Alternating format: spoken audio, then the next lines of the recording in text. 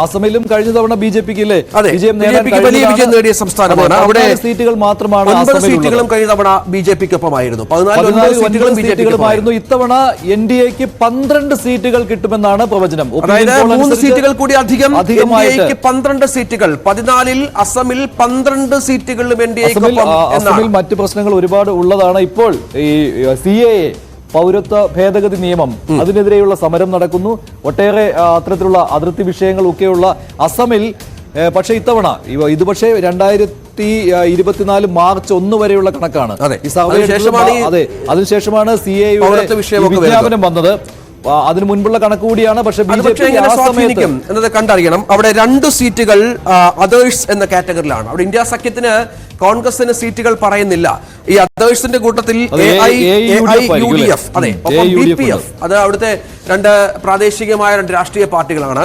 ഈ പാർട്ടികൾ ചേർന്ന് 2 സീറ്റുകൾ, ഓരോ സീറ്റുകൾ വെച്ച് 2 സീറ്റുകൾ ഈ 2 പേർക്ക് കിട്ടും എന്നുള്ളതാണ്. 12 സീറ്റുകൾ അസമിൽ NDA സഖ്യത്തിന് ഉണ്ടാകുന്നു. അപ്പോൾ 211-ൽ 284-ൽ 211 സീറ്റുകളിലേക്ക് NDA സഖ്യം എത്തുന്നു. 200-ന് മുകളിലേക്ക് സീറ്റ് എണ്ണം വർദ്ധിക്കുന്നു. അസമിലെ രാഷ്ട്രീയ സാഹചര്യം വെച്ച് കിരൺ, നമ്മൾ ഈ നേരത്തെ മഞ്ജുഷ പറഞ്ഞ പോലെ ഈ സർവേ ഫലത്തിന് ശേഷം ഒരുപാട് കാര്യങ്ങൾ മാറി മറിഞ്ഞു. പ്രത്യേകിച്ച് അസമിനെ ബാധിക്കുന്ന വിഷയങ്ങളൊക്കെ കടന്നു വന്ന പശ്ചാത്തലം കൂടിയുണ്ട്.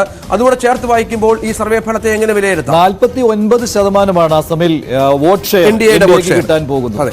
കഴിഞ്ഞ തവണ 44. ഏറ്റവും പ്രധാനപ്പെട്ട ഒരു വിഷയം, ഇന്ത്യയിൽ CAA നടപ്പാക്കുമ്പോൾ ഇന്ത്യയിൽ തൊട്ടടുത്ത ദിവസം ഏറ്റവും കൂടുതൽ പ്രതിഷേധങ്ങൾ ഉയർന്നത് അസമിൽ നിന്നാണ്. അസം സ്റ്റുഡൻസ് യൂണിയന്റെ നേതൃത്വത്തിൽ വലിയ പ്രതിഷേധവും ഹർത്താലും എല്ലാം അവിടെ കർഫ്യൂ പ്രഖ്യാപിക്കുന്ന അടക്കം അവസ്ഥയിലേക്ക് പോയി. അർദ്ധ സൈനികരെ നിയോഗിക്കുന്ന അവസ്ഥയിലേക്ക് പോയി. CAA ഒരു സംസ്ഥാനത്ത് എങ്ങനെയാണ് ഏറ്റവും കൂടുതൽ ബാധിക്കുക എന്ന് പറഞ്ഞാൽ അത് അസമിനെ സംബന്ധിച്ചായിരിക്കും. യഥാർത്ഥത്തിൽ ഈ CAA സംബന്ധിച്ച ഇങ്ങനെ ഒരു നിയമ ഭേദഗതി കൊണ്ടുവരാൻ തന്നെ കാരണം അസം സംസ്ഥാനവുമായി ബന്ധപ്പെട്ടതാണ്. അവിടേക്ക് അനധികൃതമായ ആളുകൾ വോട്ടേഴ്സ് പട്ടികയിലടക്കം അല്ലെങ്കിൽ അവിടുത്തെ അനധികൃതമായ ആളുകൾ കടന്നുകൂടിയിട്ടുണ്ട്. അവർ അവിടെ ജീവിക്കുന്നു എന്നതിനെ അടിസ്ഥാനപ്പെടുത്തിയാണ് സുപ്രീം കോടതിയുടെ നിർദ്ദേശപ്രകാരം അവിടെ ഒരു ജനസംഖ്യ രജിസ്റ്റർ തയ്യാറാക്കാൻ തീരുമാനിക്കുന്നത്. അങ്ങനെ ഒരു രജിസ്റ്റർ തയ്യാറാക്കുമ്പോൾ ഏകദേശം 19 ലക്ഷം മനുഷ്യർ അവിടെയുള്ള രജിസ്റ്ററിൽ ഉൾപ്പെടുന്നില്ല. ഇന്ത്യൻ പൗരന്മാരായി ഉൾപ്പെടുന്നില്ല. അതിൽ 15 ലക്ഷത്തോളം വരുന്നവർ ഹിന്ദു മതവിഭാഗത്തിൽപ്പെട്ടവരാണ്. ബാക്കി 4 ലക്ഷത്തോളം വരുന്നവരാണ് മുസ്ലിം മതവിഭാഗത്തിൽപ്പെട്ടത്. ഈ 15 ലക്ഷം വരുന്ന ആളുകളെ പൗരത്വം നൽകുക എന്നതാണ് ഇതിന് പ്രധാനപ്പെട്ട ലക്ഷ്യമെന്ന രീതിയിൽ പ്രതിപക്ഷം ആരോപണം ഉന്നയിക്കുന്നുണ്ട്. ഈ പൗരത്വ വിഷയത്തിൽ പ്രത്യേകിച്ച് വലിയ തോതിലേക്ക് ഇതര രാജ്യങ്ങളിൽ നിന്ന് ആളുകൾ കുടിയേറുകയും അവിടെ താമസിക്കുകയും അവരുടെ പ്രാദേശികമായ സംസ്കാരം നശിപ്പിക്കുന്നു എന്ന തരത്തിലൊക്കെയുള്ള വലിയ ആരോപണങ്ങളൊക്കെ ഉയരുകയും ഒക്കെ ചെയ്താണ്. യഥാർത്ഥത്തിൽ ഈ അസം കരാർ തന്നെ 79 മുതൽ 85 വരെയുള്ള കാലത്ത് അസം സ്റ്റുഡന്റ് യൂണിയന്റെ നേതൃത്വത്തിൽ തുടർച്ചയായി നിലനിന്ന വലിയ കലാപങ്ങളുടെയും വലിയ പ്രതിഷേധ സമരങ്ങളുടെയും ഒക്കെ ഒടുക്കത്തിലാണ് രാജീവ് ഗാന്ധി പ്രധാനമന്ത്രി ആയിരിക്കുന്ന കാലത്ത് ഈ അസം കരാർ തന്നെ കൊണ്ടുവരുന്നത്. അതുകൊണ്ട് CAA ഏതു തരത്തിലാവും അസമിനെ ബാധിക്കുക? ഇപ്പോഴും അവിടെ തന്നെയാണ് പ്രതിഷേധം ഉയരുന്നത്. അസമിന്റെ രാഷ്ട്രീയത്തെ അപ്പാടെ മാറ്റിമറിക്കാൻ ശേഷിയുള്ള ഒരു നിയമം കൂടിയാണിത്.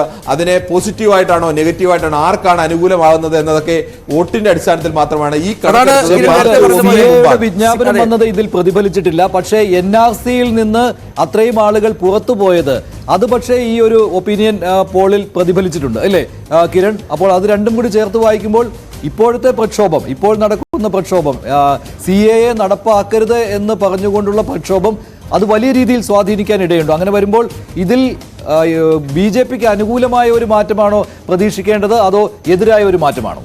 മഞ്ജുഷ, 2 തരത്തിൽ അങ്ങനെ മാറ്റമുണ്ടാവാം. അത് BJPക്ക് അനുകൂലമാകുന്ന ഒരു സാഹചര്യം കൂടി അവിടെയുണ്ട്.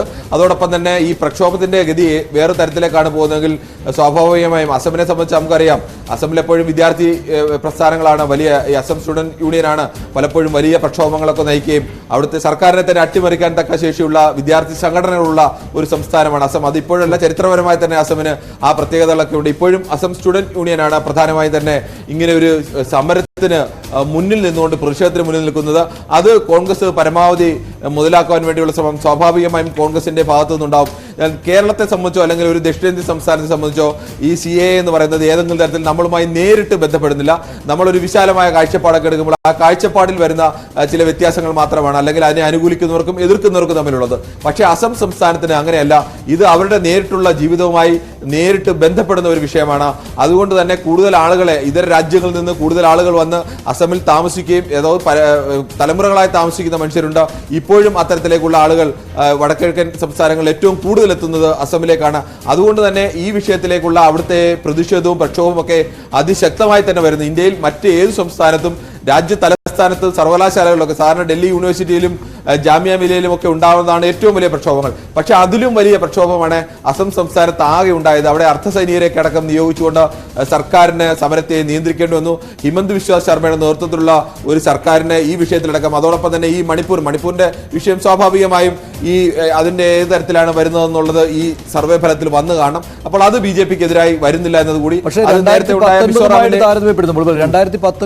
താരതമ്യപ്പെടുത്തുമ്പോൾ വോട്ട് ഷെയർ ഇപ്പോൾ ഈ ഒപ്പീനിയൻ പോൾ അനുസരിച്ചുള്ള വോട്ട് ഷെയർ NDA-ക്ക് BJP-ക്ക് കൂടുതലാണ്. BJP-ക്ക് വോട്ട് ഷെയർ 2019 കണക്കുകൂടി നമുക്ക് വേണമെങ്കിൽ ഒന്ന് ഓടിച്ചു നോക്കാം. 2019 ഇതായിരുന്നു കണക്ക്. NDA-ക്ക് 9, ഇന്ത്യ മുന്നണിക്ക് 3 സീറ്റുകളും മറ്റുള്ളവർക്ക് 2 എന്നുള്ളതായിരുന്നു. NDA എന്ന് പറയുന്നത് NDA-യിലെ 9 സീറ്റുകളാണ് ഉള്ളത്. അതിന്റെ മറ്റൊന്ന് ഏതായാലും ഇതാണ് 2019 കണക്ക്. NDA-ക്ക് 9 സീറ്റുകൾ, ഇന്ത്യ മുന്നണിക്ക് 3, കോൺഗ്രസിന് 3 സീറ്റുകൾ, മറ്റുള്ളവർക്ക് 2 സീറ്റായിരുന്നു ഉണ്ടായിരുന്നത്. അന്ന് AGP-യും ഒക്കെ NDA-യുടെ ഭാഗമായി മത്സരിച്ചാണ്. പക്ഷേ AGP-ക്ക് അന്ന് സീറ്റൊന്നും ലഭിച്ചിരുന്നില്ല. 2014 ചിത്രം എടുത്തു കഴിഞ്ഞാൽ 2014 NDA-ക്ക് 7 സീറ്റും മറ്റുള്ളവർക്ക് 4 സീറ്റുകളും ഇന്ത്യ മുന്നണിക്ക് 3 സീറ്റുമായിരുന്നു. AGP അടക്കമുള്ള പാർട്ടികളാണ് മറ്റുള്ളവരുടെ വിഭാഗത്തിൽ വരുന്നത്. 2009 കണക്കെടുത്താലും 2009 ഇന്ത്യ മുന്നണിയുടെ ഭാഗമായി നിൽക്കുന്ന പാർട്ടികൾക്ക് 7 സീറ്റ്, NDA-ക്ക് 5 സീറ്റ്, മറ്റുള്ളവർക്ക് 2 സീറ്റ് എന്നുള്ളതായിരുന്നു. കോൺഗ്രസിന്റെ വലിയ ആധിപത്യം ഉണ്ടായിരുന്ന ഒരു സ്ഥലത്ത് നിന്നാണ് കോൺഗ്രസിന് അന്ന് 7 സീറ്റും കോൺഗ്രസിന് തന്നെയായിരുന്നു 2009 ഉണ്ടായിരുന്നത്. അന്ന് BJP NDA-യുടെ ഭാഗമായി നിന്ന BJP-ക്ക് 4 സീറ്റും AGP-ക്ക് 1 സീറ്റുമായിരുന്നു ഉണ്ടായിരുന്നത്. അങ്ങനെ അന്ന് കോൺഗ്രസിന്റെ ഭാഗത്ത് നിന്ന്, അല്ലെങ്കിൽ വടക്കിഴക്കൻ സംസ്ഥാനങ്ങളൊക്കെയും കോൺഗ്രസിന്റെ വലിയ കോട്ടയായിരുന്നു. പ്രത്യേകിച്ച് ഈ ഹിമന്ത് ബിശ്വ ശർമ്മ കോൺഗ്രസ് വിട്ട് BJP-യിലേക്ക് വരുന്നതോടുകൂടിയാണ് അസമിൽ മാത്രമല്ല വടക്കിഴക്കൻ സംസ്ഥാനങ്ങളിൽ ആകെ അത്തരത്തിലേക്ക് മാറ്റമുണ്ടായത്. മറ്റൊരു പ്രധാനപ്പെട്ട പ്രത്യേകത, എപ്പോഴും വടക്കിഴക്കൻ സംസ്ഥാനങ്ങൾ കേന്ദ്രത്തിൽ ഏത് സംസ്ഥാനമാണോ ഏത് പാർട്ടിയാണോ ഭരിക്കുന്നത് ആ പാർട്ടിയുമായി ചേർന്ന് നിൽക്കുക എന്നുള്ളതാണ് ഈ സംസ്ഥാനങ്ങളിലെ ചെറിയ പാർട്ടി. നമ്മുടെ കൗതുകകരമായ കാര്യം 35% വോട്ട് ഷെയർ ഉണ്ട് ഇന്ത്യ സഖ്യത്തിന്, പക്ഷേ സീറ്റുകളില്ല. 40% വോട്ട് ഷെയർ ലഭിക്കുന്നുണ്ട്. അപ്പോൾ കോൺഗ്രസിന്റെ ബേസ് വോട്ടുകൾ അവിടെ ഉണ്ട് എന്ന് മനസ്സിലാക്കണം. പക്ഷേ സീറ്റ് എണ്ണത്തിൽ എത്തുമ്പോൾ അത് വർക്ക്ഔട്ട് ചെയ്യുന്നില്ല. 49 സീറ്റുകളിൽ 49% വോട്ടുകൾ NDA സഖ്യം അവിടെ നിലനിർത്തുന്ന പശ്ചാത്തലം കൂടി ഇതിനോട് ചേർത്ത് വായിക്കും. വ്യത്യാസം വരുന്നുണ്ട്, കൂടുന്നുണ്ട്. NDA-ക്ക് കൂടുന്നുണ്ട്. അസമും അങ്ങനെ കഴിഞ്ഞ തവണത്തേക്കാൾ മെച്ചപ്പെട്ട രീതിയിൽ BJP നിലനിർത്താൻ പോവുകയാണ്, NDA സഖ്യം നിലനിർത്താൻ പോവുകയാണ്. 16% വോട്ടുകൾ നേടിയ AIUDF-ഉം BPF-ഉം ഓരോ സീറ്റുകൾ വീതം അവിടെ നേടുന്നു. അതാണ് അസമിലെ ഫലസൂചിക. 12 സീറ്റുകൾ അവിടെ NDA സഖ്യം നേടുന്നു. 2 സീറ്റുകൾ അവിടുത്തെ പ്രാദേശിക കക്ഷികളായ AIUDF-ഉം BPF-ഉം ചേർന്ന് പിടിക്കുന്നു. അവിടെ ഇന്ത്യ സഖ്യത്തിന് സീറ്റൊന്നും ലഭിക്കാത്ത